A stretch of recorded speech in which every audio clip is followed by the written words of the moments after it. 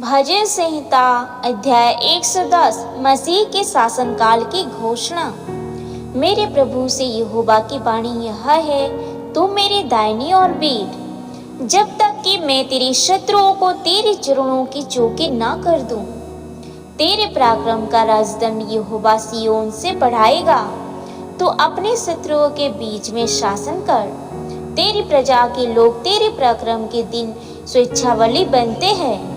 तेरे जवान लोग पवित्रता से शोभायमान और भोर के गर्भ से जन्मी हुई ओस के समान तेरे पास है। यहोवा ने शपथ खाई और ना पछताएगा। तू मलिकिसिदक की रीति से पर सर्वदा का याजक है। प्रभु तेरी दाहिनी ओर होकर अपने क्रोध के दिन राजाओं को दूर कर देगा। वह जाते जाते में न्याय चुकाएगा। रणभूमि शवों से भर जाएगी। वह लंबे चौड़े देशों के प्रधानों को चूर चूर कर देगा। वह मार्ग में चलता हुआ नदी का जल पिएगा और तब वह विजय के बाद अपने सिर को ऊंचा करेगा। भजन संहिता अध्याय 111 परमेश्वर की सच्चाई और न्याय के लिए स्तुतिगान। यहोवा की स्तुति करो। मैं सीधे लोगों की गोष्ठी में और मंडली में भी संपूर्ण मन से यहोवा का धन्यवाद करूंगा।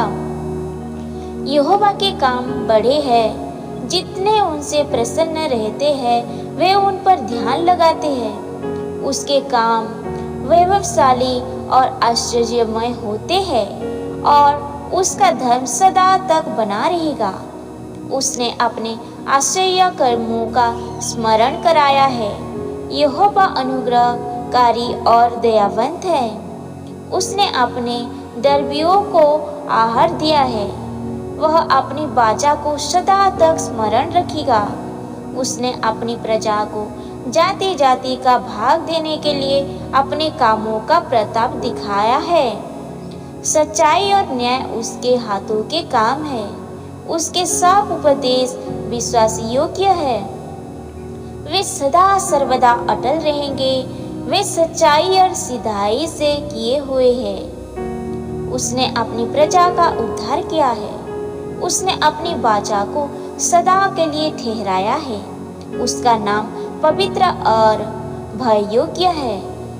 बुद्धि का मूल यहोवा का भय है। जितने उसकी आज्ञाओं को मानते हैं उनकी समझ अच्छी होती है।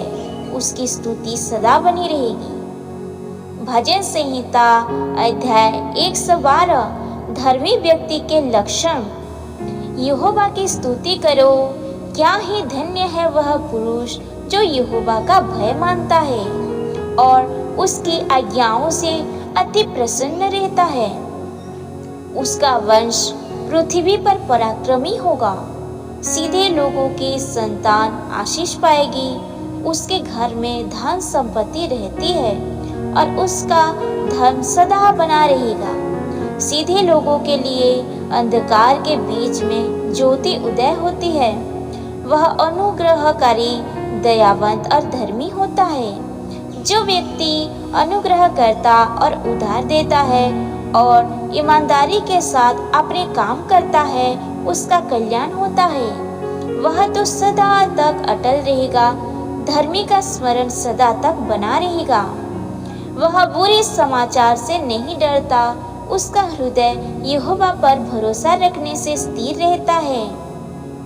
उसका हृदय संभाला हुआ है, इसीलिए वह ना डरेगा, वरन अपने शत्रुओं पर दृष्टि करके संतुष्ट होगा। उसने उदारता से दरिद्रों को दान दिया। उसका धर्म सदा बना रहेगा और उसका सींग आदर के साथ ऊंचा किया जाएगा। दुष्ट इसे देखकर कूदेगा। वह दांत पीस पीस कर गल जाएगा। दुष्टों की लालसा पूरी ना होगी। भजन संहिता अध्याय 113 स्तुति के योग्य नाम। यहोवा की स्तुति करो। हे यहोवा की दासों, स्तुति करो। यहोवा के नाम की स्तुति करो। यहोवा का नाम अब से लेकर सर्वदा तक धन्य कहा जाए।